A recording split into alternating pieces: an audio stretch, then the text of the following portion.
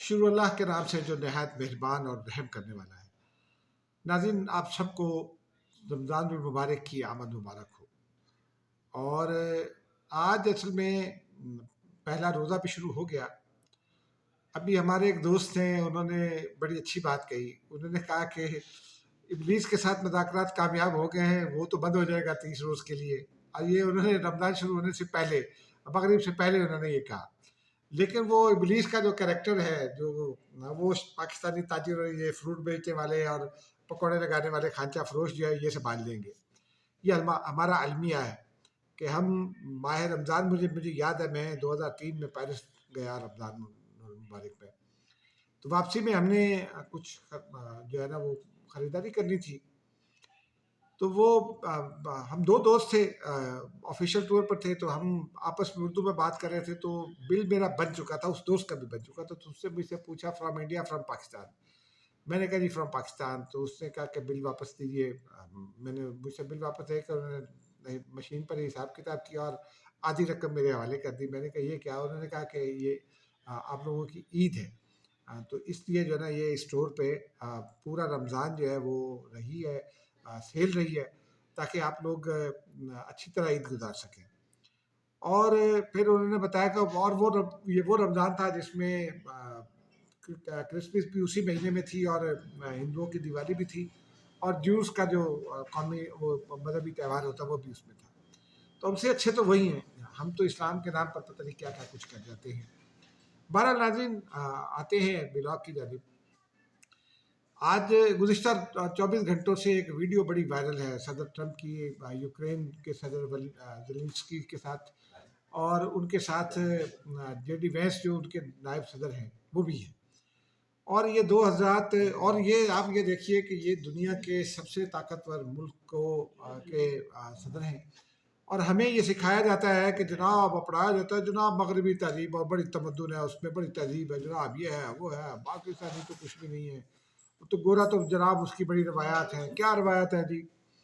بدتمیزی فرما رہے تھے امریکی صدر، یہ نامناسب بات ہے۔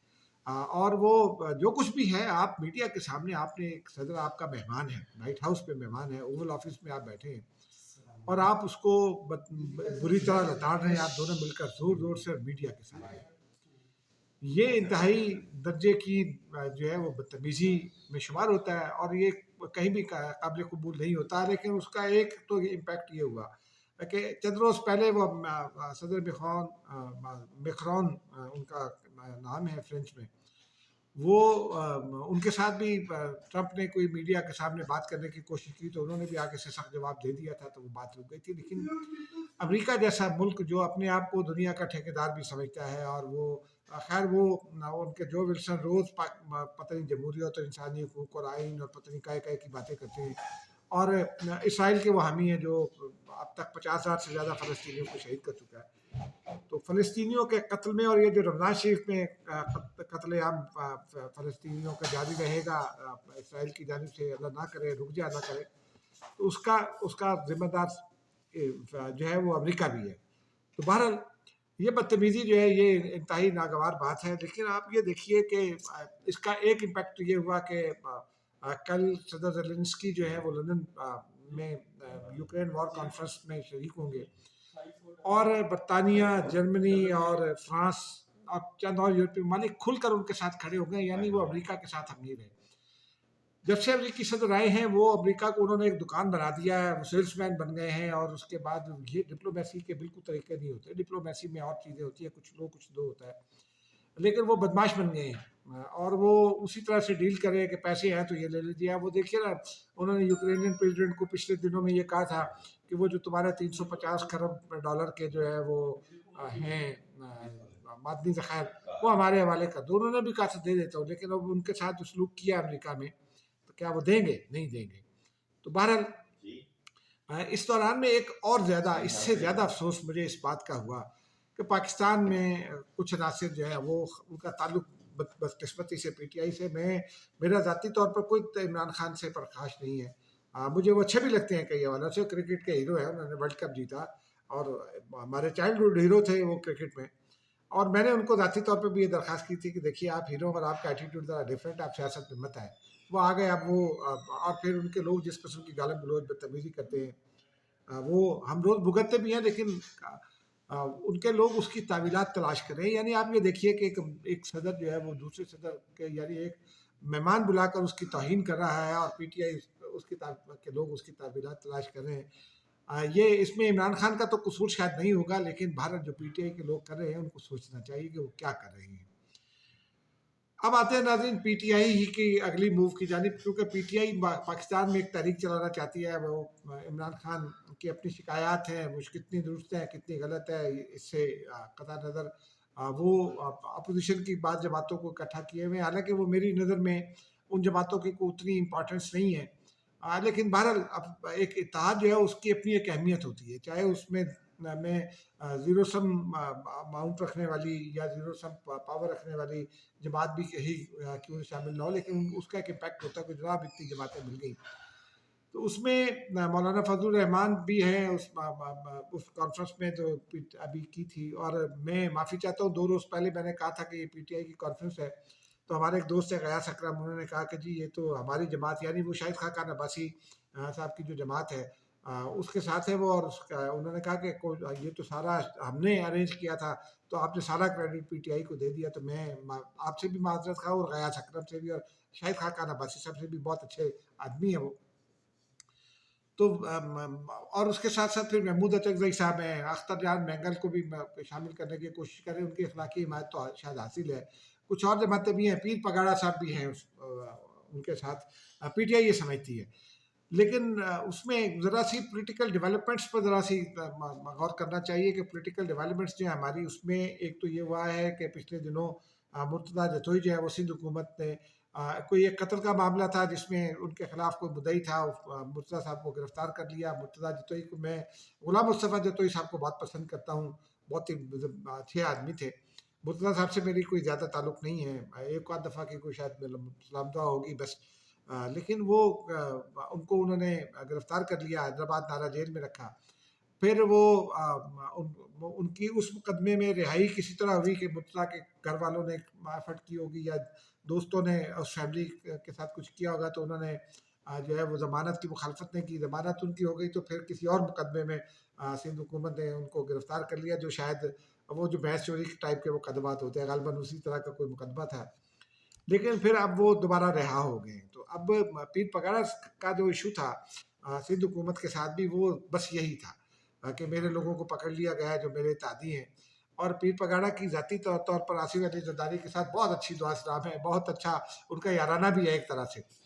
تو اس طرح جو ہے وہ میں نہیں سمجھتا کہ پیر پگاڑا جو ہے وہ اس میں کوئی افیکٹو رول پلے کریں گے. مولانا فضل الرحمان کا تو آپ نے دیکھ لیا کہ انہوں نے کچھ جو ہے وہ دستخط نہیں کیے 2 روز پہلے جو کانفرنس ہوئی.